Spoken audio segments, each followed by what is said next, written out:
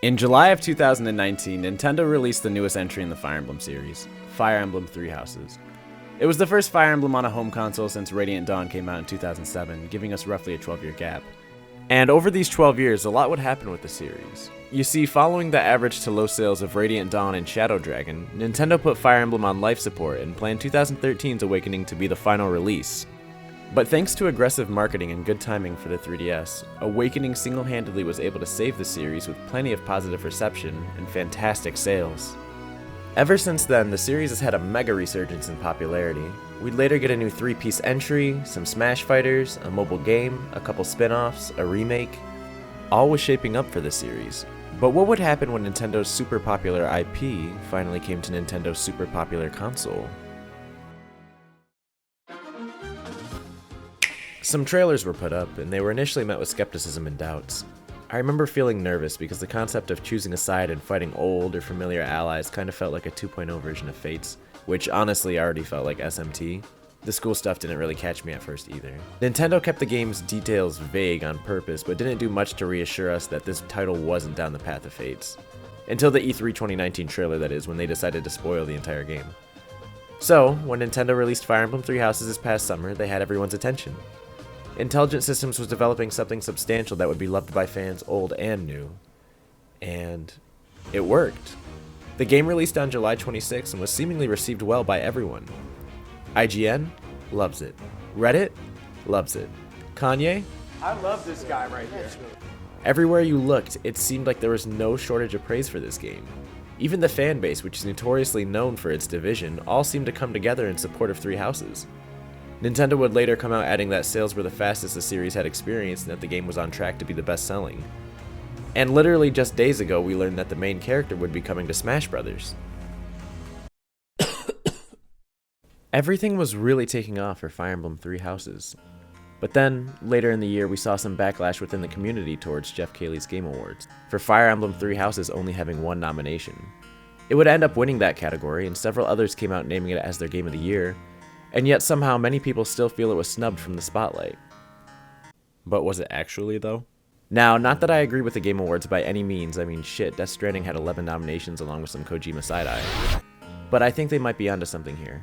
Going into 2019, Nintendo had plenty to offer, but easily the most exciting title was the one we had waited over 2 years for, Fire Emblem Three Houses.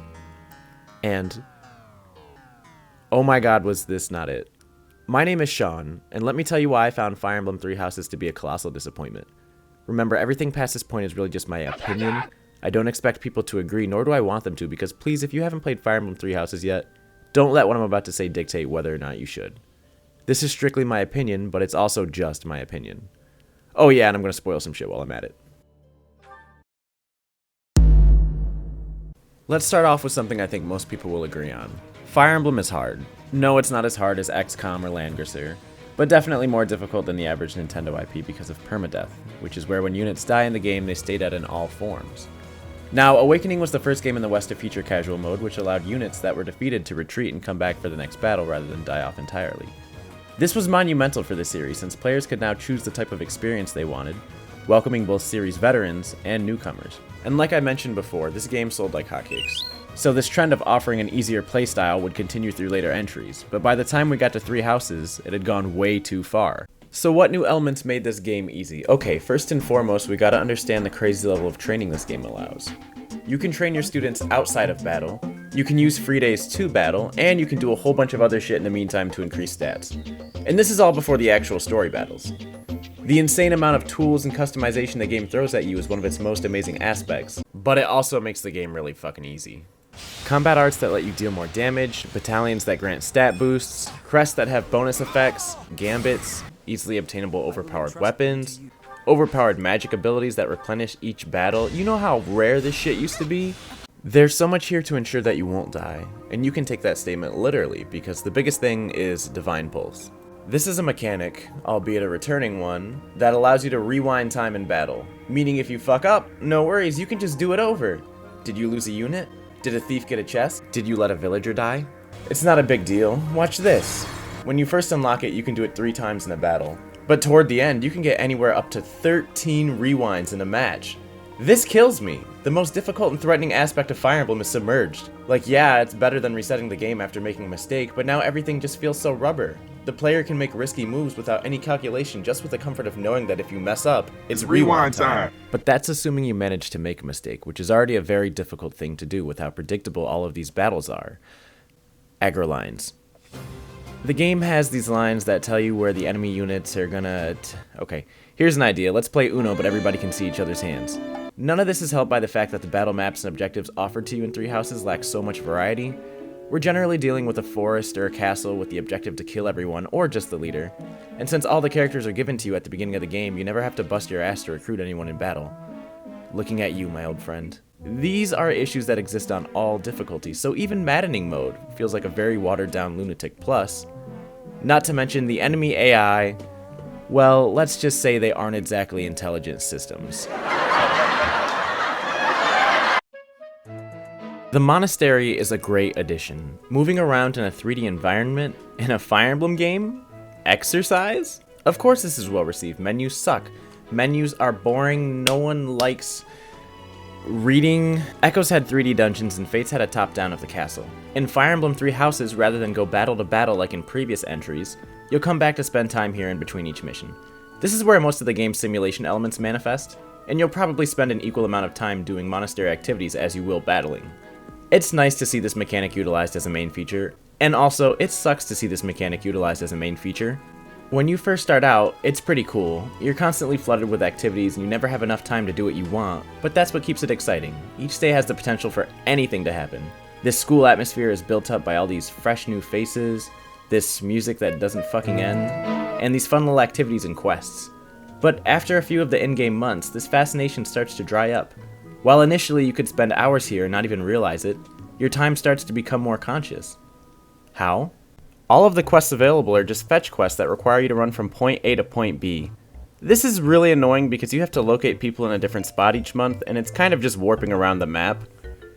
Lost items takes this a step further because then you gotta find the blue glowing dot, and you gotta figure out who to give it to, on top of tracking that potential person down, and by the time you finally do, your inventory is a mess.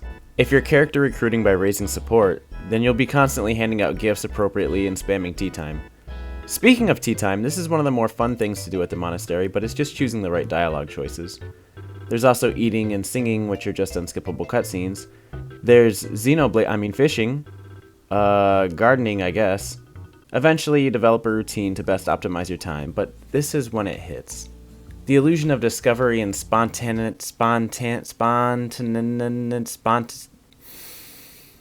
walking around the monastery and getting sidetracked in doing things and talking to folks like it's Animal Crossing. This all begins to fade and it starts to feel like a chore. And while it's not glaring at first, it's enough to spoil the immersion it's so beautifully crafted.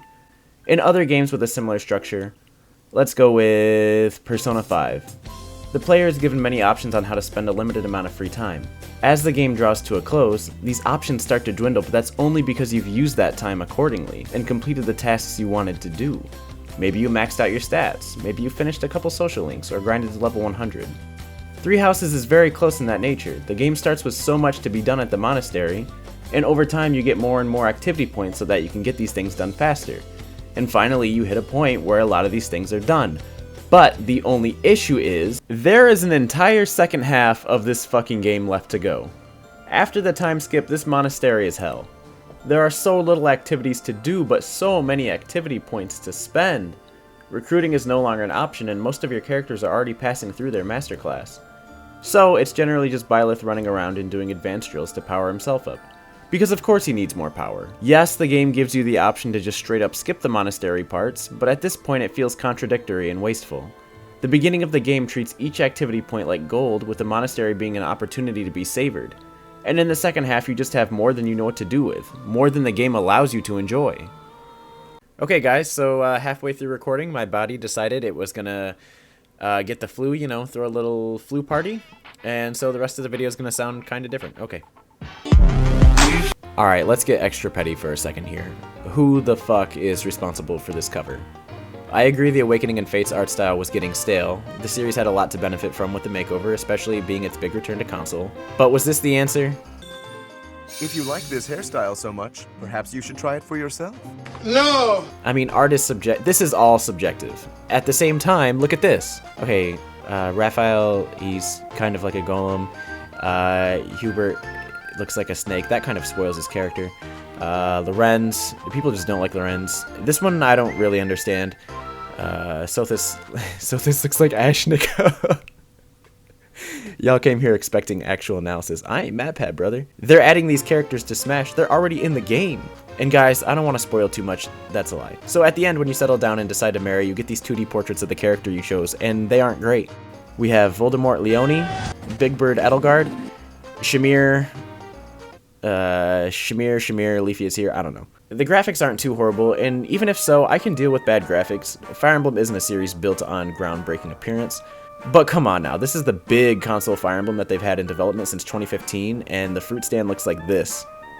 I guess Koei also did this with Warriors. I didn't play that game, and I'm glad I didn't. There's a lack of anti-aliasing, everything kind of looks jagged. Almost all of the dialogue cutscenes are just the 3D models against a 2D wallpaper, which is warped. And if you run too fast in the Monastery, the frame rate will drop faster than... I'm not gonna make that joke. So, you must be the new professor. My, how stern and handsome you are. With you, I can try with more hardness than I could alone. Most impressive of all is your uncanny ability to bring a smile to everyone's face. It is obvious to me now that you are extraordinary. You're strong-willed, encouraging, and you go to great lengths to ensure that everyone is cared for. Your work with the students was remarkable. It's because of you that I've had the courage to leave my room for a bit each day. After extensive research, I've concluded that you really are first-rate. We were only able to be here because of you. Nice work, Teach. It's thanks to you that we successfully completed our mission. Phew, nice work. We won without much incident, thanks to all of you. Honestly, Professor, I was only able to achieve so much because you were with us. Hey, Professor, what's going on? Okay. Why are we being so quiet, though? Oh, look at that guy. He looks pretty suspicious. Huh? Huh! It leads to the plaza where the kids play. There's no way I'm letting this guy get anywhere near those kids. Now, Fire Emblem Three Houses' biggest selling points are its 3 houses. The game has 3 groups of characters you can choose to lead from at the beginning of the game, and this will determine what route you take. There's another hidden option as well, so there's technically 4 routes. It's very simple. Now, generally when a game has multiple routes, it takes you through different territory each time you make a crucial decision. I want to know who the fuck at Intelligent Systems decided it would be a good idea to have you play the first 12 chapters each time you play through the game. Each time! It doesn't matter which house you choose, you will always have to repeat the first half of the game. To top it off, you can hardly change the story once you're on those paths. Fire Emblem Three Houses has you make one choice in one route that is optional in 1 month. That is literally the only time you can consciously change the story. The only other choice you make is at the beginning when you choose a house. These are the routes demonstrated in Microsoft Paint. Graphic design is my passion. And it's not even like you know what you're picking at this point. I chose Blue Lions because I wanted Sasuke on my team, and that's all I knew what I was signing up for. And before I knew it... Kill every last one of them! You want to know what game honestly does this better? Yeah, I'm gonna fucking say it. Yup! They may have charged individually for each game, and the actual plot itself was dog balls, but at least there was 3 separate stories and routes that have you play the game from the very early splitting point. I also appreciate that you know what you're getting into in terms of plot when you make the decision. Personally, I think they both suck. I mean, you're essentially comparing rotten apples with rotten oranges, but still. Fire Emblem Three Houses purposefully fragments itself to entice each separate route. Exhibit A, the Flame Emperor's identity reveal. Let's take a look at how the Flame Emperor's identity is revealed in the Blue Lions route.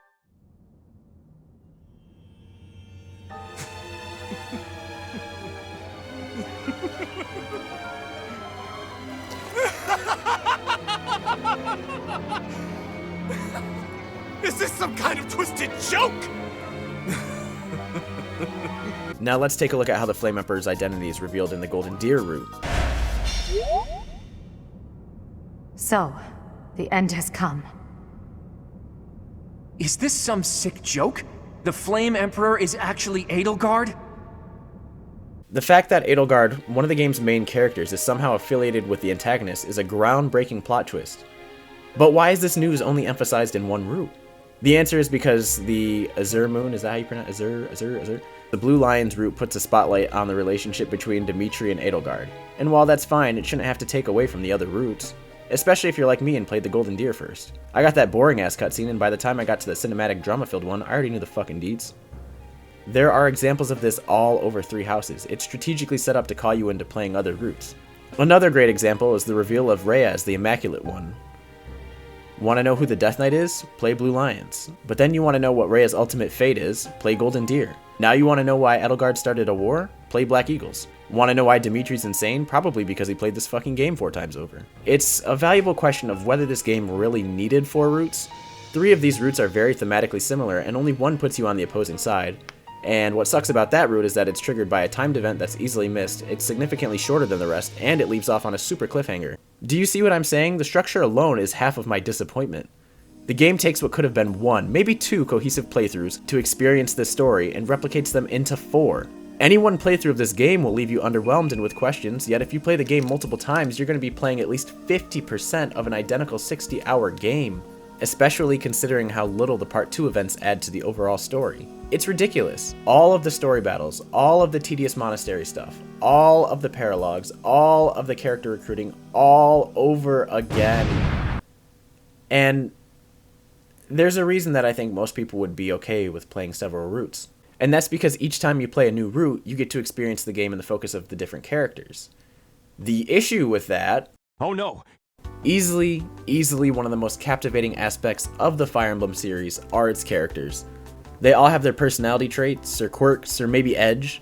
And one of the greatest things Intelligent Systems does is not only emphasize group dynamics with the protagonist, but also with each other. Three Houses in particular does a great job with this simply because there's so many varying combinations of support, which are all fully voiced by the way. And you can really get a vibe for how all these students' personalities play off of each other. I can't even dive into the overall personalities of each character. They're mostly fine. A few are one-dimensional and rely way too much on a single personality trait. Gerald. I just have some issues with the larger figureheads of this game. When you decide to put a silent protagonist into a video game, it's a good idea to have a clear-cut objective.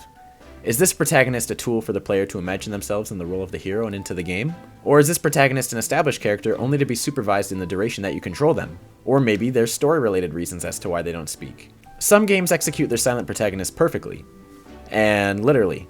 But Byleth from Three Houses attempts to balance all of these qualities, and oh my does he tip the scales. It's a strange choice considering that all of the previous Fire Emblem protagonists, Avatar or Defined, have had dialogue, in a series where the writers go above and beyond to make sure each and every single character is blooming with personality. Why? Why in the center of all of that would you put this? Now you'd guess based on the fact that he's a silent protagonist who you also get to name, choose gender, and a birthday for, that he's probably a self-insert avatar, an extension of the player into the game world. There's just 2 issues with that. For one, why would the developers cut the customization options that they've had in the previous entries? This really bothered me considering how similar they already look to characters in the series. And 2, why would they give him so much quiet backstory? To the point where it feels like we know more about Byleth than he does about his own self. Seriously, he's a silent protagonist on silent steroids. Instead of just not talking, he shows 0 emotion and is always unfazed to the point where they actually have a story cutscene for the first time he smiles. Typical JRPG stuff. Here's where it gets kinda wacky though, and I'm not sure I've ever seen a video game try this before. Intelligent Systems went as far as to create story reasons as to why Byleth is like this. They try to justify his blank state of avatarness with the story, and yes, when this is revealed, I guess it makes as much sense as it can. The issue is that even with an explanation of why he is the way he is, it does nothing to improve or remark his character. Byleth is still a jumbled, dislocated mess who bars the player's compatibility with the environment. Ultimately, he remains underwhelming. We understand why now, but still underwhelming. And these aspects push him more into the direction of an established character, but there's fallacies there also. The dialogue that features Byleth has him taking less than 1% part in the conversation, usually just standing in as a witness to whatever character is presenting the matter at hand. When you're given choices, these choices are very neutral and change only the next line of dialogue. The responses themselves lack the variety to supplement differentiation in Byleth's character, occasionally going even as far as to just give you one choice, but still forcing you to produce it. And so the result is a main character who occupies this awkward territory of both. Despite his presence as a self-insert, the plot almost always insists that he's his own sophisticated character. It's tragic and even more ironic. Intelligent Systems gave us Byleth with the goal to replicate us in the world of Three Houses. but the blank state that we ended up with feels more disconnecting than any defined characters the series has offered previously. I feel more involved and immersed in Path of Radiance following a character like Ike, who is very far from an avatar. Watching all these fantastic supports where everyone chats and then seeing these characters pretty much monologue to Byleth, and afterwards, yeah, they still shower him in endless praise. My favorite example of this is when Dimitri recovers from his mental state and Byleth just sat there and said like 2 words to him. Speaking of 2 words, specifically 2 words that have been overabundantly used to describe this game's plot, how about morally gray? This centers around the game putting you on most sides of the conflict in Three Houses. It opens up the perspective, forcing you against neutrality to choose any one side so that it feels similar to an act of war. While most stories have heroes and villains harmonized with a definitive good and evil, this game reiterates that no one is around to decide and offers you instead to act as that judge. As I mentioned earlier, Edelgard is one of the game's main characters who you can choose to ally with before she inevitably reveals herself to be working against the church and commences a massive and bloody war. She's not a poorly written character as long as Intelligent Systems was going for someone with flawed logic, a hypocritical outlook, and power thirst. She keeps an overall policy of the ends justify the means, which is starting the war that takes place during the second half of the game.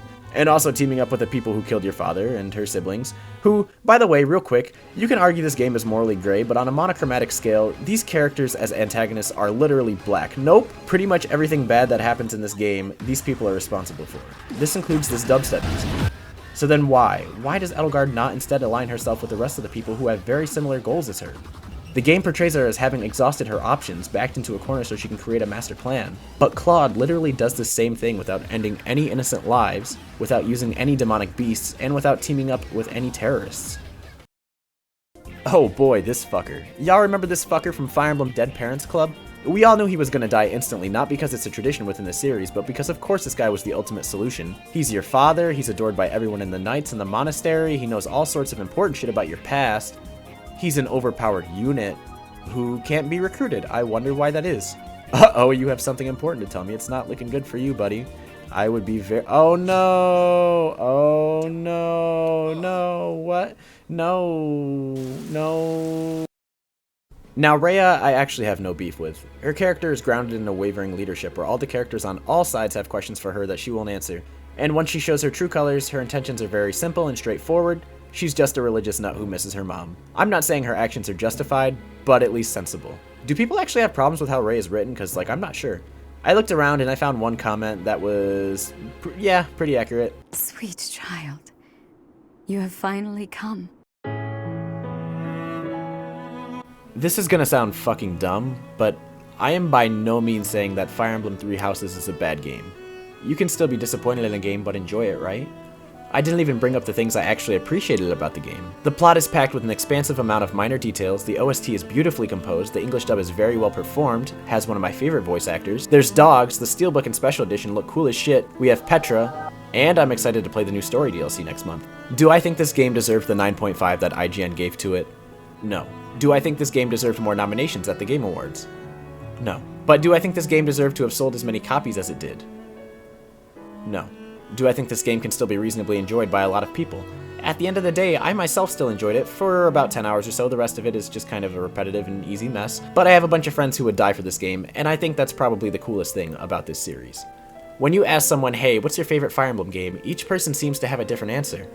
But these are all valid opinions because each and every single game in the franchise is filled with so much unique promise. Almost. Fire Emblem Three Houses isn't my cup of tea, but it's still a cup of tea, and if you haven't tried this game, go on out there, head to Target, buy an Xbox One, feed it to the babies, and make sure to pick Golden Deer.